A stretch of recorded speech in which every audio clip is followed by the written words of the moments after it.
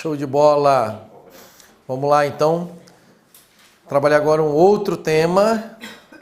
Vamos trabalhar poder judiciário. Poder judiciário. Mas o que isso tem a ver com o nosso concurso? Nada. Nada a ver Nada a ver. com o seu concurso. Poder judiciário. Queridos, o poder judiciário dos poderes, ele é o poder que vai ter a chamada função jurisdicional. A função jurisdicional é a função de dizer o direito. Ele é o poder que vai aplicar o direito ao caso concreto. Então ele vê uma situação, um caso concreto, aí ele aplica o poder a esse caso, ele vai aplicar o direito a esse caso concreto para resolver aquela demanda. Chamamos essa função de função jurisdicional, tá? O Poder Judiciário, para exercer esta função jurisdicional, ele precisa dos seus órgãos. Ele precisa dos seus órgãos. É através desses órgãos que ele vai exercer a sua função. Esse é o primeiro tema que a gente precisa ver sobre Poder Judiciário. São os órgãos do Poder Judiciário, que estão previstos no artigo 92 da Constituição Federal. Então, primeira coisa que eu quero mostrar para vocês é como que esses órgãos estão organizados dentro daquilo que nós chamamos de organograma do Poder Judiciário. Tá? Então nós vamos desenhar aqui um esquema para você ter uma visualização de como é que o Judiciário está organizado.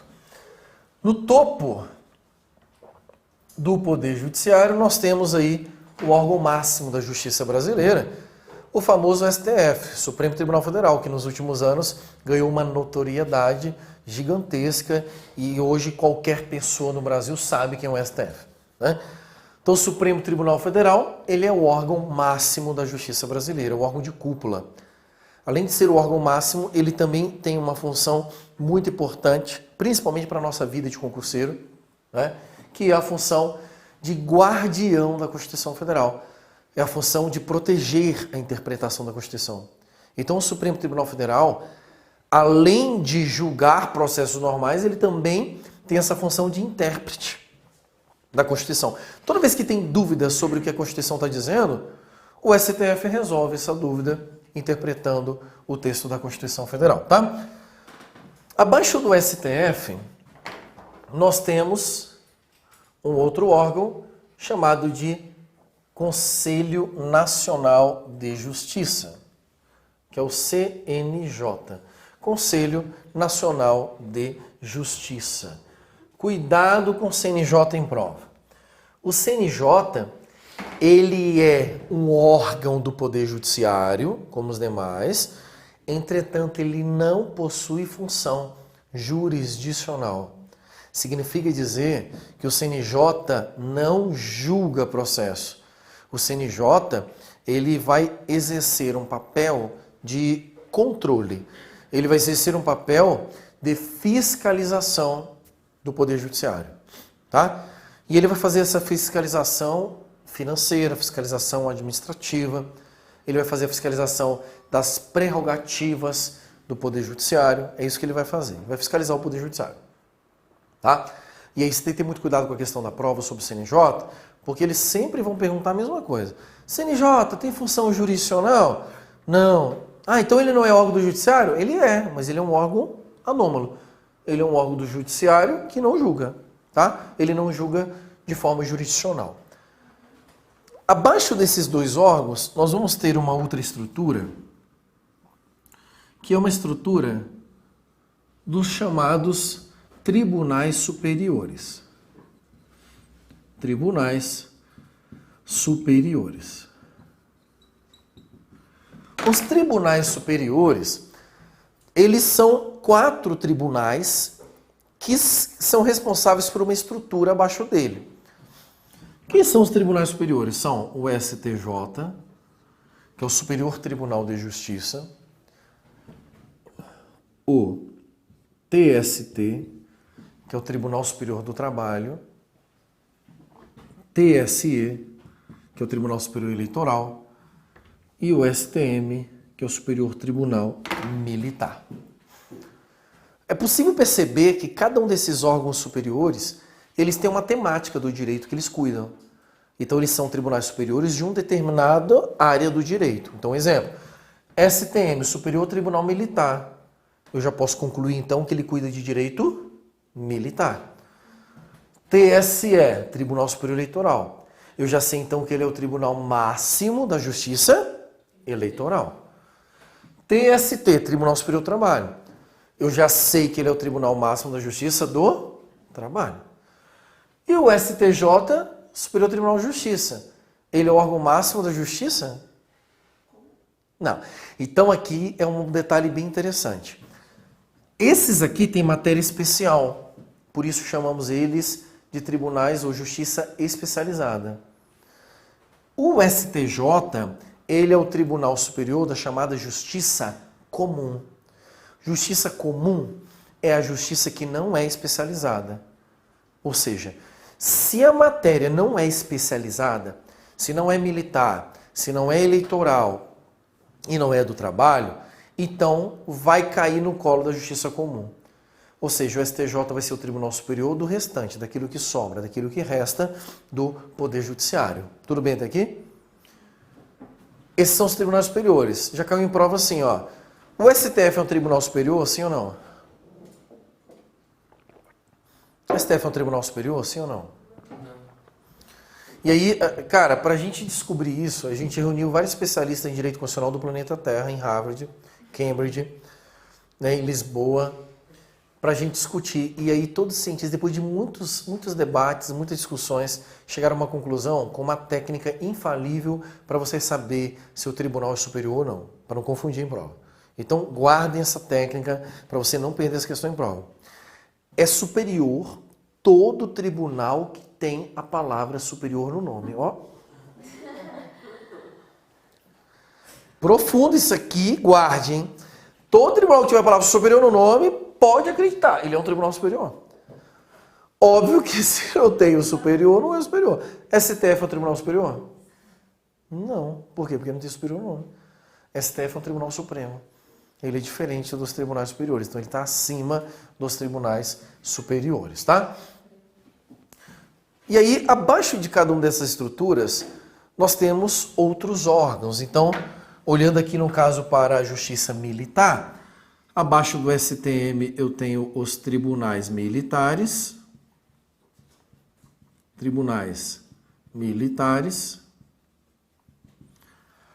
E abaixo dos tribunais militares eu tenho os juízes militares. Juízes militares. No âmbito da justiça eleitoral, abaixo do Tribunal Superior Eleitoral eu tenho os TREs, Tribunais Regionais Eleitorais. São 27, né? Tem um em cada estado e um no Distrito Federal. E abaixo dos TREs nós vamos encontrar os chamados juízes eleitorais. Juízes eleitorais. No âmbito da Justiça do Trabalho, abaixo do Tribunal Superior do Trabalho, eu tenho os TRTs, que são 24. O São Paulo, por exemplo, são 2 TRTs no estado de São Paulo, TRT 15 e TRT da segunda região. E tem estado que mais de um estado é cuidado por um TRT. Então é bem variado. E aí, abaixo dos TRTs, nós temos os juízes do trabalho. Juízes do trabalho. No âmbito do STJ, nós vamos ter uma bifurcação. E essa bifurcação, ela é bem simples. Ela vai dividir entre justiça federal e justiça estadual, tá? No âmbito da justiça federal, abaixo do STJ, nós temos os TRFs, que são 5 em operação no Brasil hoje. E ele vai ser dividido por região, tá? No caso de São Paulo, que é onde nós estamos gravando aqui, nós temos o TRF3, que está com o edital previsto para daqui a uns dias. Hein? É o próximo que vai vir na fila. E abaixo do TRF nós temos os juízes federais. Com os juízes. Federais. E no âmbito da justiça estadual, nós temos os TJs, Tribunais de Justiça. Cada estado tem o seu próprio Tribunal de Justiça. E abaixo dos Tribunais de Justiça, nós temos os juízes de direito. Juízes de direito. Então aqui, meus queridos, eu apresento a vocês a estrutura do Poder Judiciário, segundo o artigo 92 da Constituição Federal, tá? Então toda vez que cai uma questão na prova do tipo assim, cenário alternativo contém um órgão do Poder Judiciário. A princípio, as perguntas têm que ter a resposta nesse quadro aqui. Ok? Essa galera que está de vermelho aqui, essa galera faz parte do chamado segundo grau de jurisdição. Então, quando você ouvir o termo, aquele é juiz de segundo grau, eu estou falando da galera que está nessa linha aí. E a galera que está na primeira linha é o chamado primeiro grau de jurisdição. O primeiro grau de jurisdição é formado por juízes singulares. O que é um juiz singular? Juiz singular é aquele juiz que julga sozinho. Né? Então, juiz singular, primeiro grau, juiz que julga sozinho. É aquele primeiro juiz que vai pegar o teu processo. Então, se eu entro com um processo de divórcio, por exemplo, o primeiro juiz que analisar lá, ele vai olhar e falar assim, aqui, está divorciado. Esse primeiro juiz que julga sozinho, primeiro grau. Se eu não gostar da decisão do primeiro grau, eu recorro. E eu recorro para a instância superior. E a instância superior é segundo grau. No segundo grau, não é mais um juiz que julga sozinho. Do segundo grau para cima, os órgãos julgadores são colegiados. Colegiado significa, são vários juízes julgando. Né? Acompanhamos, o Brasil todo acompanhou o julgamento, por exemplo, do Lula. Ou do José Disseu. Né? Você viu lá que tinham vários juízes, é o tribunal julgando, lá era o TRF da 4ª região. Então são vários juízes, órgão colegiado. E se eu não gostar da decisão do segundo grau, aí eu vou para o Tribunal Superior, que também é um órgão colegiado, são vários juízes. E se eu não gostar da decisão do Tribunal Superior, aí eu vou para o STF, que é a última instância que eu tenho para recorrer dentro da jurisdição brasileira, ok? Então esse desenho, além desse desenho te revelar a estrutura do Poder Judiciário, ele acaba te revelando uma estrutura processual. Então se vê uma questão de prova do tipo assim, uma decisão do juiz militar, eu vou recorrer para o TRE. Porra, não, né? Olha o caminhozinho aqui, ó.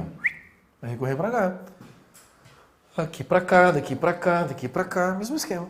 Então, em linhas gerais, ele também te revela de forma bem en passant, ele vai te revelar aqui essa questão da linha processual, né? Como é que ocorre essa parte de recursão, tá? Outra informação interessante, que é importante a gente salientar aqui, é dividir quem são os órgãos do judiciário que fazem parte da União e quem são os órgãos do judiciário que não fazem parte da União. Então, eu vou circular de vermelho quais são os órgãos da União. Quais são os órgãos da União? Tudo que está dentro do círculo vermelho faz parte do Poder Judiciário da União. Então, olha que curioso. Praticamente todo o Poder Judiciário brasileiro é da União. Só não é federal os tribunais de justiça e os juízes de direito, porque cada estado vai ter o seu próprio tribunal de justiça. Então, por favor, eu percebi ao longo desses 10 anos dando aula um comportamento dos alunos por uma razão que eu nunca entendi, mas vários alunos copiavam essa informação que eu estou dando agora de uma forma errada no caderno. Tipo, eu não falei que os tribunais de justiça e juiz de direito não são do judiciário. A divisão que eu fiz aqui foi entre o judiciário da União e o judiciário que não é da União. Então, por favor, verifique se você anotou isso. Quem está dentro do círculo é da União, quem está fora do círculo é do Estado. Tá? Tudo é judiciário, mas um é judiciário federal e o outro estadual. O fato de todos esses órgãos aqui serem da União traz uma consequência muito curiosa, que é o quê? Eu posso passar, por exemplo, um concurso de TRT e ser nomeado para trabalhar no TRE. Sem problema. que faz parte da mesma carreira. Eu posso passar no TRF e de repente conseguir uma permuta com um cara do STJ. E vou trabalhar no STJ.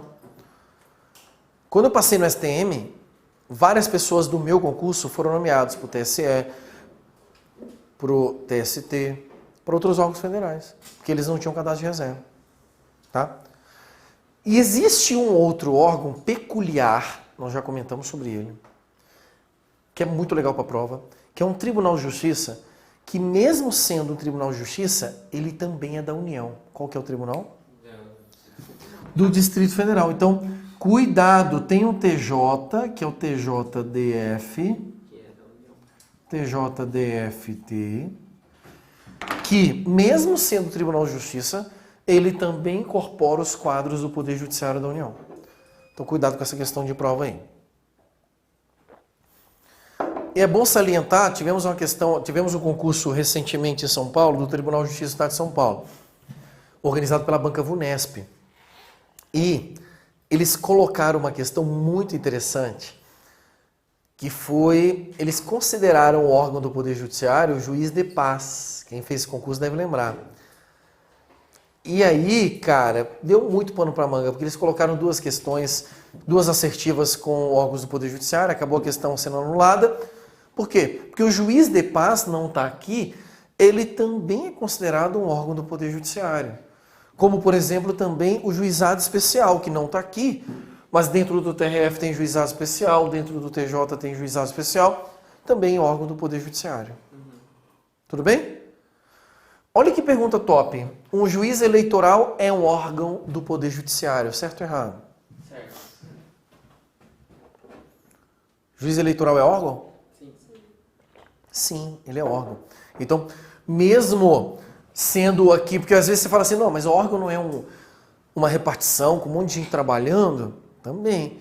Por que o juiz sozinho também é chamado de órgão? Porque ele sozinho exerce a chamada função jurisdicional.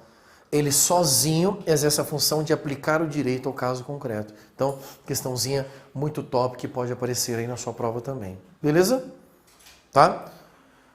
Outra questão importante dentro dessa estrutura é que o juiz de primeiro grau, ele é chamado de juiz. Então, juiz de direito, aí vai tendo aqui cada nomenclatura aqui do primeiro grau. Mas quando esse cara é promovido para o segundo grau, por exemplo, do TJ, ele é chamado de desembargador.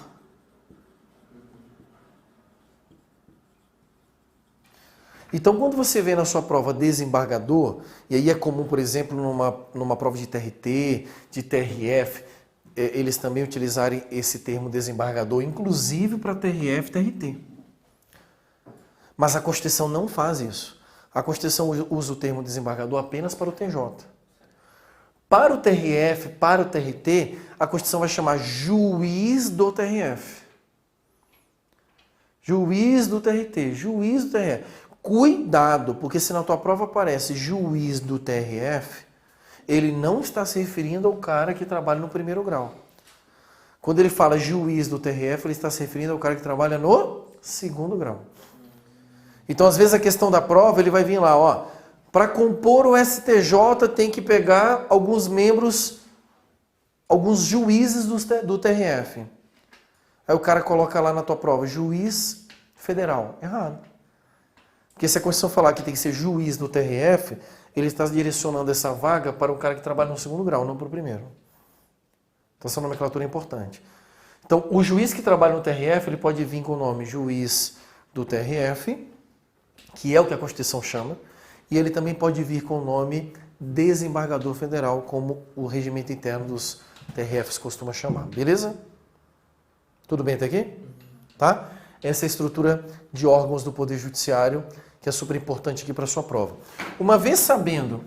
e aí, se o juiz trabalhar nos tribunais superiores, né, trabalhou aqui nos tribunais superiores e trabalhou no STF, ele vai ser chamado de ministro. Então, quando você fala ministro do STF, ou ministro do STJ, ministro do ST, do TSE, é um juiz que trabalha nesses tribunais superiores ou no STF. Tudo bem até aqui? E no CNJ, Como é o conselho, então o cara é chamado de conselheiro. Ok? Matamos aqui os órgãos do Poder Judiciário. Para você chegar bem municiado na sua prova, é importante você saber também, além dos órgãos, saber quais são os órgãos é importante. Mas é importante também você saber quais são aqueles que não são órgãos, mas parecem. Porque quando a questão da prova aparecer, ela vai te cobrar sobre isso. Ela vai chegar para você, ela vai inventar o nome de um órgão que parece com o órgão do Judiciário e vai te perguntar se aquele órgão lá é um órgão do Poder Judiciário. Então, cuidado, eu vou te dar uma lista agora de órgãos que parecem, né? Então, ele parece, mas não é. Parece, mas não é órgão do Poder Judiciário. Essa lista é muito importante porque é onde vem as pegadinhas de prova, tá? Muito cuidado com ela. Vamos lá. Quem parece ser órgão do Poder Judiciário, mas não é? Vamos começar aqui com o órgão que sempre aparece em prova. Justiça Desportiva. Olha o nome, Justiça Desportiva. Justiça Desportiva significa... Pô, você está falando de justiça? Não é do judiciário? Não. Ele é uma instância de natureza administrativa. Justiça Desportiva, instância de natureza administrativa. Tá? Que vai julgar questões envolvendo esportes. Então, se cair na tua prova, não é órgão do Poder Judiciário. A mesma coisa... Tribunal de Arbitragem. Tribunal de Arbitragem é um método de resolução de conflitos extrajudicial. Parece um órgão do judiciário porque tem o nome tribunal, mas não é. Outro que parece, mas não é, Tribunal de Contas. Tribunal de Contas parece que é um órgão do judiciário, mas não é, porque tem o nome tribunal. Inclusive, em relação ao TCU, a Constituição fala que o TCU, que é o Tribunal de Contas da União, tem jurisdição em todo o território nacional. Olha que louco. E não é um órgão do judiciário. Ele é um órgão também de natureza administrativa. Tá? Outro que já caiu em prova, Tribunal Marítimo. O Tribunal Marítimo não é órgão do Poder Judiciário. Tribunal Marítimo é um órgão que pertence ao Poder Executivo, ele faz parte da Marinha. É para resolver problemas e conflitos envolvendo embarcações. Olha que interessante. Outro que pode cair na tua prova, TPI. TPI, Tribunal Penal Internacional, não é órgão do Judiciário. Ele até julga, mas ele é um órgão supranacional, ele faz parte de uma estrutura de julgamento fora da jurisdição brasileira. Não é uma instância brasileira.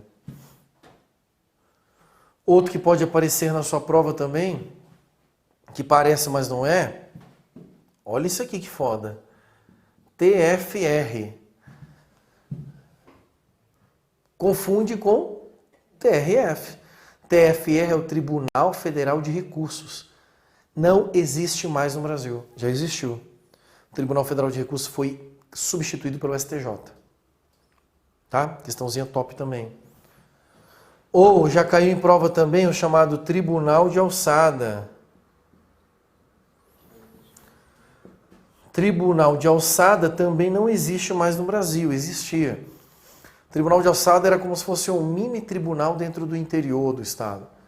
Hoje não tem mais. Tá? Então, pode confundir também na hora da prova. Outro que parece, geralmente em prova eles adoram colocar, são os conselhos. Então tem vários conselhos na Constituição Federal e que eles tentam confundir dizendo que é órgão do Judiciário. Para confundir por causa do CNJ, porque você tem o Conselho Nacional de Justiça, que é do Judiciário. Quais os conselhos que não são órgãos do Poder Judiciário? Por exemplo, Conselho da República. O Conselho da República é do Executivo. Não faz parte do Poder Judiciário. Outro conselho que não é Conselho de Defesa Nacional. Conselho de Defesa Nacional. Também não é órgão do Poder Judiciário. Conselho Nacional do Ministério Público, CNMP. Conselho Nacional do Ministério Público não é órgão do Poder Judiciário. Então, cuidado com os conselhos. Outro que também pode cair na tua prova, as chamadas funções essenciais da Justiça. Nossa, aqui cai direto em prova. As funções essenciais à Justiça. Os caras adoram dizer que as funções essenciais da Justiça são órgãos do Judiciário, mas não são. Quais são as funções essenciais da Justiça? Ministério Público. Ministério Público. Não é órgão do Judiciário. Ele exerce uma função essencial ao funcionamento do Poder Judiciário, mas não é um órgão do Poder Judiciário. Advocacia Pública. Não é órgão do Judiciário. Depois a gente vai estudar funções essenciais da Justiça, vocês vão entender. Defensoria Pública. Defensoria Pública não é órgão do Poder Judiciário. Parece, mas não é. Atua junto, mas não é. Advocacia Privada também não é. Então você tem que ter muito cuidado, porque na hora da sua prova, na hora que o cara perguntar lá se é órgão ou não é, ele vai trazer uma pegadinha como essas aqui que eu coloquei para vocês, que não são órgãos do Poder Judiciário. Eles até parecem, mas não são órgãos do Judiciário. Beleza? Muito cuidado com isso aqui, porque isso aqui é fundamental para ser cobrado na sua prova. Beleza? Tudo bem? Posso avançar? Vimos então os órgãos do Judiciário. E agora nós vamos trabalhar com a chamada estrutura, né? Vamos ver as regras aplicáveis ao Poder Judiciário, que são regras gerais aí, aplicáveis ao Poder Judiciário, tá? E dentro dessas regras gerais, nós vamos encontrar aqui no âmbito do Poder Judiciário, nós vamos encontrar, por exemplo, regras atinentes aos membros do Poder Judiciário. Membros do Poder Judiciário. Que regras nós vamos ter em relação aos membros do Poder Judiciário? Primeiro, regras de ingresso. Regras de ingresso. Como é que eu faço para me tornar um membro do Poder Judiciário? E aí você tem que ter bastante cuidado com o seguinte detalhe. Quando ele fala membro do Poder Judiciário, ele está se referindo ao juiz. Se você faz um concurso para o TRT e você passa como técnico ou analista, você se torna um membro do Poder Judiciário? Não, você se torna um orelha seca do Poder Judiciário. Membro é juiz, é o titular da função jurisdicional. Né, um técnico analista é top, maravilhoso, vai mudar de vida, mas você não é um membro do Poder Judiciário, tá? Então, o membro do Poder Judiciário é o juiz, é o magistrado, como também pode aparecer na sua prova, né? E aí ele vai trazer algumas regras de ingresso que estão previstas no artigo 93, que, diga-se de passagem, é um artigo muito importante que costuma ser trabalhado em prova. E eu peço para vocês terem bastante cuidado com esse artigo. O artigo 93, ele diz assim, ó, Lei Complementar de Iniciativa do Supremo Tribunal Federal disporá sobre o Estatuto da Magistratura observado o seguinte princípio. Então, a primeira coisa que ele já começa dizendo, ele traz aqui uma cláusula de reserva legal, dizendo que o Estatuto da Magistratura, que é a norma fundamental que vai reger a vida dos magistrados, ela é legislada por meio de uma lei complementar. E a iniciativa dessa lei complementar é sempre do STF, que é o Supremo Tribunal Federal. E aí ele vai trazer no inciso primeiro a primeira regra para se tornar magistrado no Brasil. Aí ele diz assim, ó, ingresso na carreira cujo cargo inicial será o de juiz substituto, mediante concurso público de provas e títulos, com a participação da Ordem dos Advogados do Brasil em todas as fases, exigindo-se do bacharel em Direito, no mínimo, 3 anos de atividade jurídica, e obedecendo-se nas nomeações à ordem de classificação. Então, queridos, Para se tornar juiz no Brasil, a primeira coisa que você tem que fazer, você precisa ser um bacharel em direito. Então não é para qualquer um. O cara tem que ser bacharel em direito.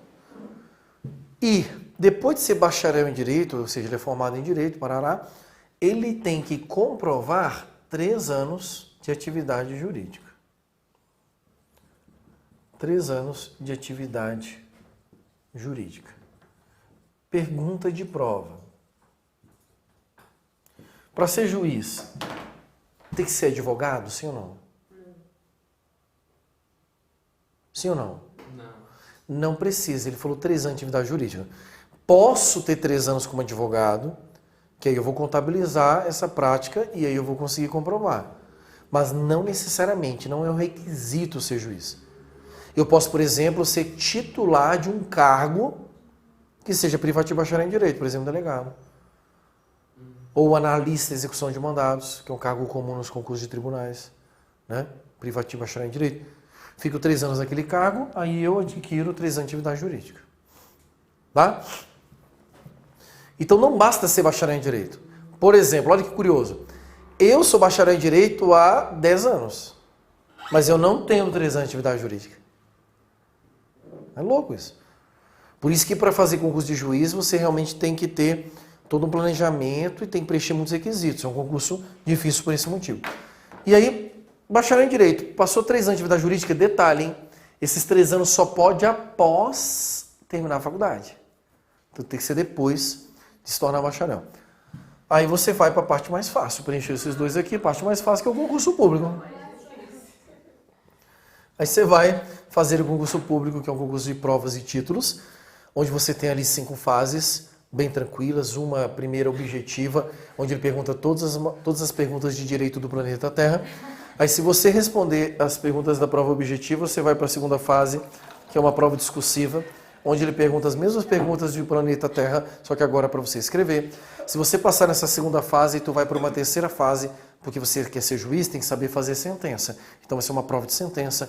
Passou pela prova de sentença, tu vai para uma investigação, para ver sua idoneidade moral, para ver se você realmente tem condição de ser juiz, e aí fecha com chave de ouro, com a provinha mais simples de todos, que é uma prova oral, onde você chega lá na banca, e aí tem uma caixinha, você mete a mão na caixinha, copa de pica, tal, igual aqueles desenhos lá, e aí tira um papelzinho e fala assim, ó, dá uma aula sobre esse tema aqui que você nunca viu na vida para o cara que criou o tema que está te avaliando. Pronto, é assim, aí você pronto, passou por isso o juiz. Ó.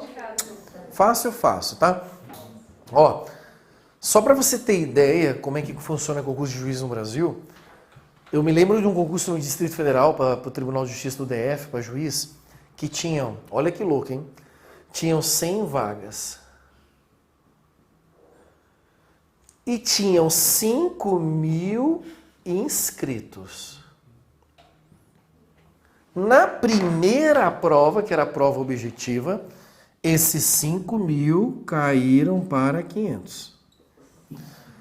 Da prova objetiva para a discursiva, 2. Nossa. E aí esses 2 acabaram passando em todas as outras fases e tornaram juiz. Tipo, olha que louco, né? Tipo, o concurso, aí acabou o concurso, passou os 2, eles abriram o edital no dia seguinte, ó, só mais 98 vagas. Teve um para MP, que é Ministério Público. O Ministério Público é um concurso tão difícil quanto o de juiz. Teve um concurso para MP da Paraíba, que na objetiva não passou ninguém. Aí eles teve que abrir o edital de novo. Na primeira prova. Então, tipo assim, quando você vem encontrar um juiz na rua, o cara fala assim, não, eu sou juiz, velho, ó. Caraca, velho, eu tô ralando pra caralho pra ser orelha. Imagina o que você ralou pra ser juiz. Eu tô quase morrendo pra ser orelha, imagina. O que eu preciso ser? A juíza parecia que era mais nova que eu, sério. Pois é. Aí ela ficava lá tomando uma aguinha com suquinho, que eu acho que era colágeno, e chupando chiclete no meio da gente. É isso aí, é isso aí. Juíza. Sim, ué. Juíza é a audiência dela. Agência de criminal, hein? Então, De boa. qualquer um pode fazer isso? Qualquer um pode fazer. É só você projetar isso na sua vida e projetar isso e buscar isso até você chegar. Esquecer as palavras. O impossível, ele é impossível enquanto você não acreditar que ele é possível. Exatamente. Né? Alguém um dia acreditou, alguém estudou Como o exemplo que você citou, a menina foi lá, se tornou juíza. Então, alguém acreditou, alguém estudou, alguém se tornou. Do mesmo jeito, vocês vão encontrar técnico do tribunal e vão falar assim, porra, caraca, que massa, é técnico do tribunal? É. Acreditou, estudou, passou. Mesma coisa, juiz. Mesma coisa, qualquer coisa, exatamente. Qualquer coisa na vida vai ser assim. Né? Não deixar ninguém te parar. Se você tem uma meta no seu coração, é você buscar essa meta com toda a tua força. Ontem eu até...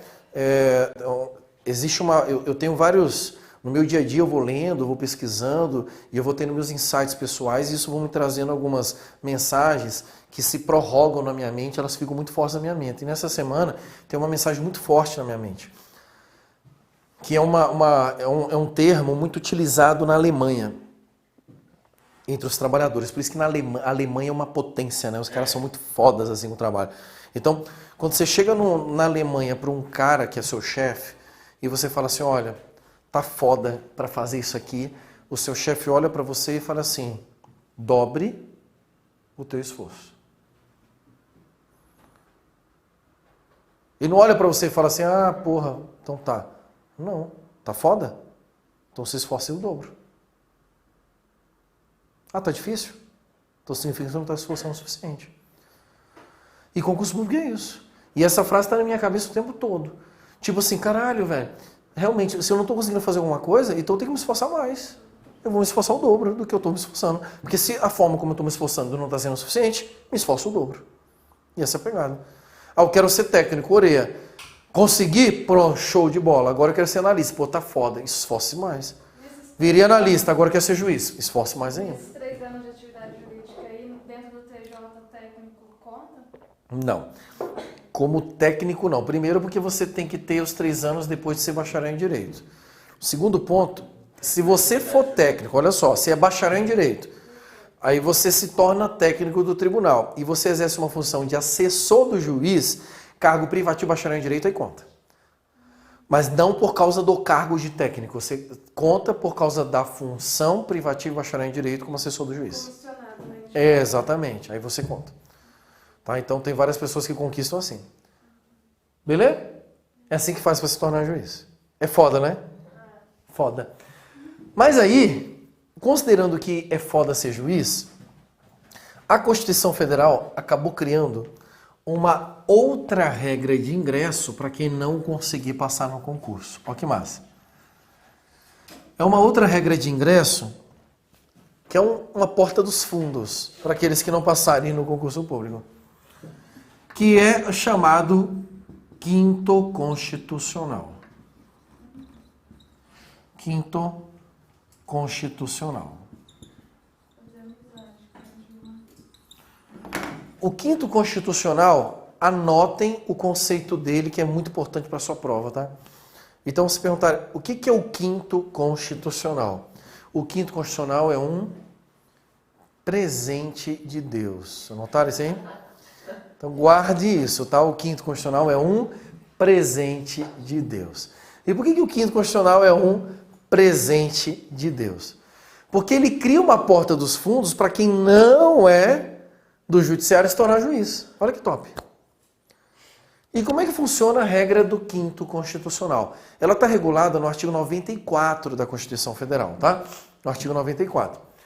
O quinto constitucional, a Constituição acaba reservando, a Constituição vai reservar 1/5 das vagas, por isso o nome quinto constitucional, ela vai reservar 1/5 das vagas de alguns órgãos, 1/5 das vagas de alguns órgãos, para membros do Ministério Público ou advogados com mais de 10 anos de experiência. Então, a regra do quinto constitucional, alguns órgãos do judiciário reservam, na hora de compor os seus membros, 1/5 das vagas para membros do Ministério Público e advogados com mais de 10 anos de experiência. E de onde vêm esses membros, Daniel? Esses membros são indicados pelas próprias carreiras, pelas próprias instituições. Então, o membro do Ministério Público é indicado pelo próprio Ministério Público, o advogado é indicado pela própria OAB E aí, a partir do momento que esse cara é indicado para compor a lista de escolha, ele vai ser escolhido pelos chefes do Poder Executivo aqui, dependendo do órgão. Então, pode ser escolhido aqui por algum... Beleza? Então, 1/5 das vagas destinadas a membros do MP ou advogados com mais de 10 anos. Então, a primeira forma disso aqui cair em prova é exatamente cair essa regra aqui, ó. Se saber que quinto constitucional reserva-se 1/5 das vagas para membro do MP e advogado com mais de 10 anos de experiência. A segunda questão que pode cair na sua prova é quais órgãos ingressa-se pelo quinto. Então, memorizem. Você pode ingressar pelo quinto constitucional nos tribunais de justiça dos estados, nos TRFs, Tribunais Regionais Federais, nos TRTs, Tribunais Regionais do Trabalho, e no TST, Tribunal Superior do Trabalho. Então, guarde isso, porque isso aqui é topíssimo de prova. TJ, TRF, TRT, TST. Então, quando ele fizer uma questão sobre quinto constitucional, ou ele vai te perguntar sobre essa regra aqui, sobre a regra em si, ou ele vai perguntar qual que é o órgão que se ingressa pelo quinto constitucional. São as duas formas de se perguntar isso aqui na sua prova. Beleza? Ontem eu respondi uma questão que era só perguntando o que era o quinto constitucional. Também. Tipo, E pode perguntar só o que é o quinto constitucional. Né? Então, tem várias forminhas de você trabalhar. pela estatística, um monte de gente errou lá. Erra, Não sabia explicar, sim. né? Mas o quinto é isso. Simples, não tem segredo. Tá? Quem que indica eles é um... As próprias carreiras vão indicar. Então, da advocacia aqui, quem que é o cara que vai concorrer à vaga do quinto? A própria OAB indica os nomes. Quem que é o cara que vai concorrer para o MP? A própria OAB indica os nomes. Vamos dar uma lida no artigo 94, que vai ficar mais claro para vocês. Né? Então, o artigo 94, ele vai dizer assim, ó. 1/5 dos lugares dos tribunais regionais federais, dos tribunais dos estados e do Distrito Federal e territórios será composto de membros de Ministério Público com mais de 10 anos de carreira, de advogados de notória saber jurídica e reputação libada, com mais de 10 anos de efetiva atividade profissional, indicados em lista sextupla pelos órgãos de representação da respectiva classe. Então, o órgão lá, OAB, indica, manda 6 nomes. Tum. Aí, parágrafo único. Recebidas as indicações, o tribunal formará lista tríplice. Então, o tribunal recebeu 6 nomes. Aí ele exclui 3 e ficam 3. Esta lista tríplice, ela vai ser enviada ao Poder Executivo, que nos 20 dias subsequentes escolherá um dos seus integrantes para nomeação. Tá? Então, o órgão manda para o tribunal uma lista sextupla, a sextupla vira uma tríplice lista que vai para o executivo escolhe o nome. Aí, a lógica, gente, se eu estou falando do TJ, se é o TJ de São Paulo, quem que vai escolher? O governador. Se eu estou falando do TRF, presidente, TRT, TST, porque aí você tem órgãos federais. Beleza? Tudo bem? Existe um outro órgão que também tem uma porta dos fundos. Um outro órgão que também tem a porta dos fundos. Que eu vou colocar até um asterisco aqui, porque você não pode confundir com a regra do quinto. Qual que é este outro órgão? STJ. O STJ também tem uma porta dos fundos. Só que lá no STJ não se reserva 1/5 das vagas. No STJ a reserva é feita de 1/3 das vagas. Tá? Então no STJ é 1/3 para membros do Ministério Público ou advogados com mais de 10 anos de experiência. Aí a mesma regrinha. Só muda a quantidade e o órgão. Então já caiu em prova assim, ó. É possível ingressar pelo quinto constitucional no TRF, no TRT, TST, no TJ e no STJ. Certo ou errado? Errado. Porque aqui não é regra do quinto constitucional. Ela parece, mas não é. E por que não é? Porque tudo indica que a regra quinto ou constitucional deriva do número 1/5, né? É o que, né, aparentemente parece separado. Então aqui, no máximo, você poderia chamar de terço constitucional, qualquer coisa assim. Então, essa questão é uma questão muito cobrada em prova. Eu peço que vocês tenham bastante cuidado com ela. Tudo bem até aqui? Tranquilo? Vamos agora dar uma olhada nas garantias dos membros do Poder Judiciário. Nas garantias dos membros do Poder Judiciário. Queridos, as garantias dos membros do Poder Judiciário, elas são prerrogativas. Tipo assim, o cara exerce uma função super importante dentro do Estado. E para ele exercer essa função, ele precisa de algumas garantias para que a função dele seja exercida sem nenhum receio. Imagina, se o Moro não tivesse garantia, ele tinha feito o que ele fez, ele derrubou a República no chão. Né? E continua fazendo, né? Porque não para, ele está seguindo em frente, vai atropelar. Quem estiver na frente, sai na frente. Né? Por quê? Porque ele tem garantias. Essas garantias, elas se classificam em duas espécies. As garantias dos membros do Poder Judiciário, elas podem ser garantias de independência, garantias de independência e garantias de imparcialidade. Garantias de independência e garantias de imparcialidade. Queridos, garantias de independência e garantias de imparcialidade.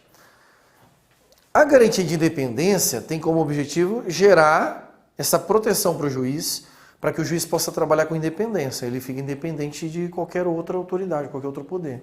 São 3. Memorizem as 3, tá? Nós temos a vitaliciedade,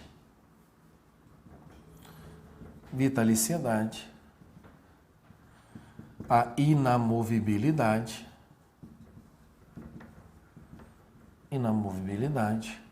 e a irredutibilidade dos subsídios.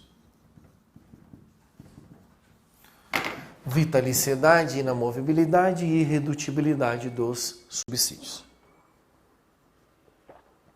Tudo bem até aqui? Queridos, vamos ler o artigo 95, que é o artigo que traz essas garantias. Eu sempre gosto de ler aqui esse dispositivo, porque é muito importante para você ter uma visão mais clara da garantia, tá? Então, o artigo 95 diz assim, ó, os juízes gozam das seguintes garantias. 1.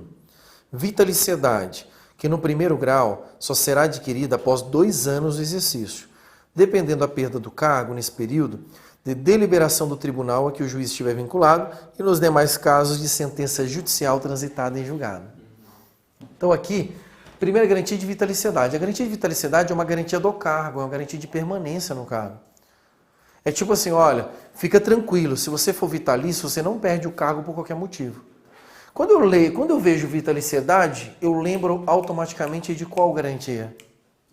Estabilidade, que é o que os servidores Oriacega têm. Mas você não pode confundir, porque tem diferença. A primeira diferença está no prazo. Para você ter vitaliciedade no Brasil, é necessário estar em exercício há pelo menos 2 anos. Né? 2 anos de exercício, tá? Não é 2 anos de posse. Lembra daquela questão, Fudidona? 2 anos de exercício. Então o cara exerceu 2 anos, ele adquiriu vitaliciedade. Adquiriu vitaliciedade, qual que é a garantia que ele passa a ter? Ele não poderá perder o seu cargo, salvo por decisão judicial transitada em julgado. Tá? Então, é isso aí. Ele só perde o cargo, exatamente, só perde o cargo se tiver sentença judicial transitada em julgado. Tá, mas enquanto ele não tem vitaliciedade, ele fica naquilo que nós chamamos de estágio probatório. O estágio probatório do juiz, então, é de quanto tempo? 2 anos. Durante o estágio probatório, o juiz pode perder o cargo? Pode.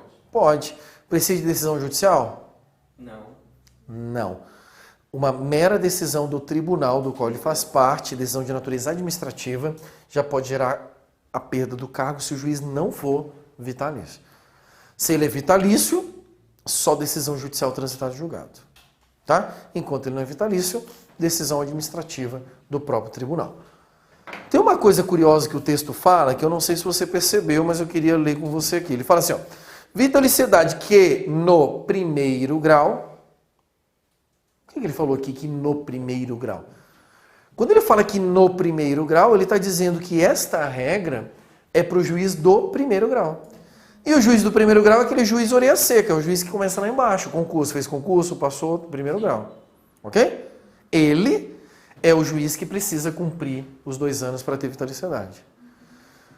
Tá, Daniel, mas eu não entendi porque que ele falou. Tem como ser juiz sem ser pelo primeiro grau? Pelo quinto. Lógico que tem, pelo quinto constitucional. No quinto constitucional, o cara já entra direto no tribunal. Ele já entra no segundo grau para cima. Aí vem a pergunta. Um cara que entrou direto pelo quinto constitucional, quanto tempo depois de ele entrar, ele adquiriu vitaliciedade? Não há. Imediatamente. Então, olha só que top, gente. Além do cara não precisar fazer o concurso, ele ainda adquire vitaliciedade na hora que ele pisa no tribunal. Agora vai dizer que existe conceito melhor do que o meu. O quinto constitucional é um presente de Deus, velho. É um presente de Deus. O cara não faz o concurso, na hora que ele chega, ele já é vitalício. Acabou. Entendeu?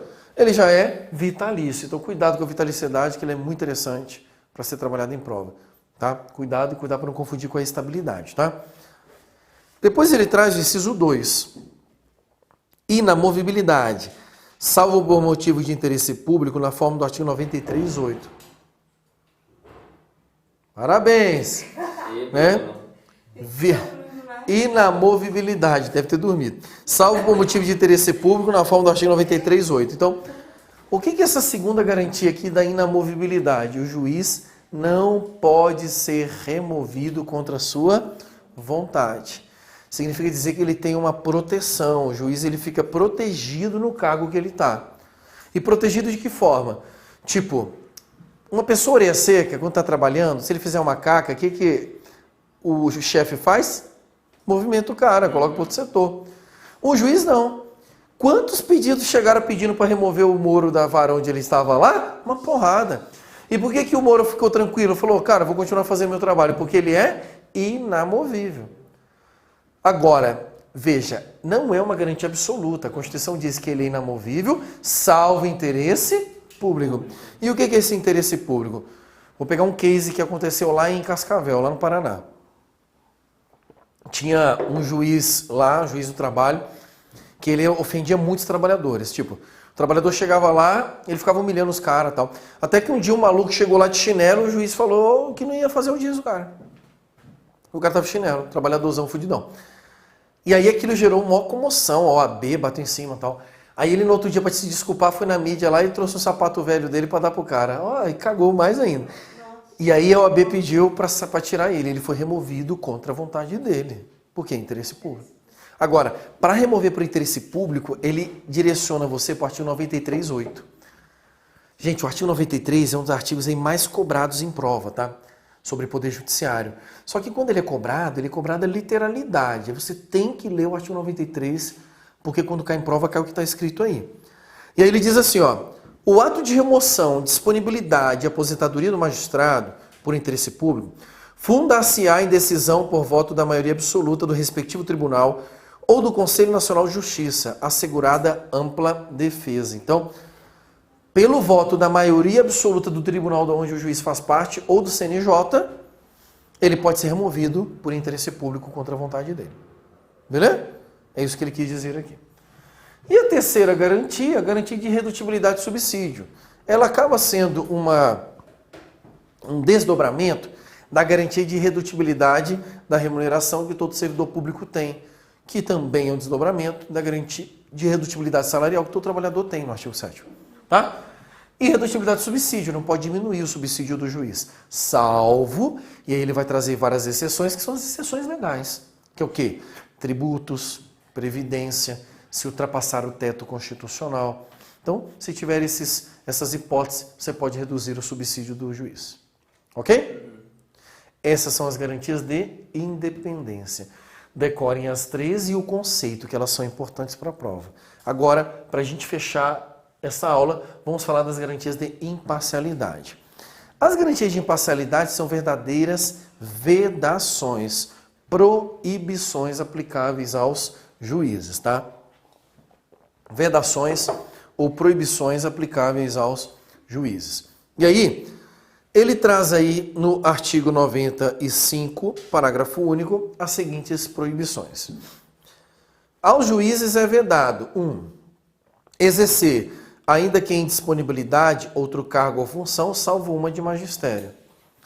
Então, o juiz, ele não pode exercer outra função pública além da função de juiz, salvo se for o exercício do magistério. E magistério é o que mesmo? Professor. Cuidado, eu já vi questão de prova que dizia assim, ó: o juiz não pode exercer outra função salvo uma de magistrado. Ó a sacanagemzinha, viu aqui? Porque magistrado e magistério está muito próximo ali, então tem que ter atenção na hora da prova. Então o juiz, além da função de juiz, ele só pode ser professor. Ele quer dizer aqui então que o cara pode ser juiz e pode ser professor de uma universidade pública, tem um outro cargo público, é uma acumulação de cargo permitida na Constituição, tá? Lembrando que, se é uma acumulação permitida, então vai ser um teto para os dois ou um teto para cada um? Cada um? Um teto para cada um. Então ele tem um teto como juiz e um teto constitucional como professor. Tudo bem? Fruto desta regra constitucional, tem duas decisõezinhas aqui curiosas. Uma é sobre a justiça desportiva. O que ocorria antigamente? O juiz ele tem prática de julgamento. Então, o que acontecia antigamente? Os caras chegavam lá e pegavam o juiz que era do Poder Judiciário e colocava para fazer julgamentos na justiça desportiva. Aí o CNJ pegou e falou assim, ó, negativo, não pode mais não, para com essa palhaçada aí. Então, juiz de direito do Poder Judiciário não pode exercer a função de juiz da justiça desportiva. Tá? Com o desdobramento disso aqui. Beleza? Outra questão bacana também, legal para a prova. Fruto dessa regra. Juiz não pode exercer a função de coach para concurso. Também uma vedação feita pelo CNJ. Então, o juiz não pode exercer a função de coach para concurso. O que o CNJ entende como coach para concurso? Alguém que auxilie concurseiros com técnicas, ensinando como que o cara vai estudar para concurso. Ok? Então, o juiz não pode exercer essa função. Então, obviamente foi por causa dele, né? Que foi colocada essa regra. O grande William Douglas, que é um dos juízes aí, né, considerado aí o guru dos concursos públicos, ele é um palestrante e ele traz várias técnicas, né, de como estudar para concurso público. E certamente essa foi uma das regras que acabaram atingindo ele lá, de forma que ele hoje não se auto-intitula coach para concurso. Ele dá palestras, né? Pode dar aula. Não tem nenhum impedimento do juiz dar aula. O que ele não pode é ensinar técnicas de como o cara vai estudar para concurso. Não tem que fazer. Né? Mas tem essa vedação interessante aí também. Beleza? Depois nós temos aí as outras vedações. Então ele vai trazer aí, no inciso 2. Receber a qualquer título ou pretexto custos ou participação em processo. Então o juiz não pode receber nada mais do que o seu subsídio. Não pode receber custas ou participação em processo. Tá? 3. Dedicar-se à atividade político-partidária. A atividade político-partidária é um negócio tão danoso para o ser humano que a Constituição falou assim, ó, juiz, você não, deixa os outros mortais aí, mas você não, sai fora disso aí. Então o juiz não pode se vincular, tem nenhuma prática político-partidária, tá? 4. Receber a qualquer título ou pretexto, auxílios ou contribuições de pessoas físicas, entidades públicas ou privadas, ressalvadas as exceções previstas em lei. É meio que um complemento do inciso 2, consegue perceber? Ele não pode receber nada mais, só que aqui tem uma diferença. Ele fala ressalvadas as exceções previstas em lei. O que é essa exceção aqui, por exemplo? Vamos imaginar que o juiz, ele dê aula. Se ele der aula, ele pode receber pela aula que ele dá? Sim. Pode. Essa é uma exceção prevista em lei. Né? Ou o juiz escreve um livro, ele pode receber o honorário pelo livro? Pode também. Tá? E por último, ele traz aí o inciso 5. É vedado ao juiz exercer a advocacia no juízo ou tribunal do qual se afastou, antes de decorridos 3 anos do afastamento do cargo por aposentadoria ou exoneração. Essa regra recebe o nome da doutrina chamada de quarentena. Então guardem, o juiz ele fica de quarentena. Na hora que ele sai do cargo, ele não pode advogar no tribunal de onde ele saiu pelos próximos 3 anos. Ele pode até advogar num outro órgão. Ele pode, por exemplo, advogar em outro tribunal. Mas ele não pode advogar no tribunal de onde ele saiu. Então, se o cara era juiz do TJ São Paulo, ele fica impedido de advogar no TJ São Paulo pelos próximos 3 anos, que é onde ele tem influência.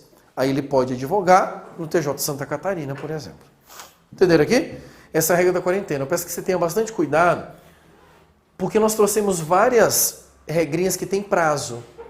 Você tem os 3 anos de atividade jurídica, você tem os 2 anos de vitaliciedade e você tem os 3 anos da quarentena. Você consegue perceber que o 3 e o 2 aparecem o tempo todo?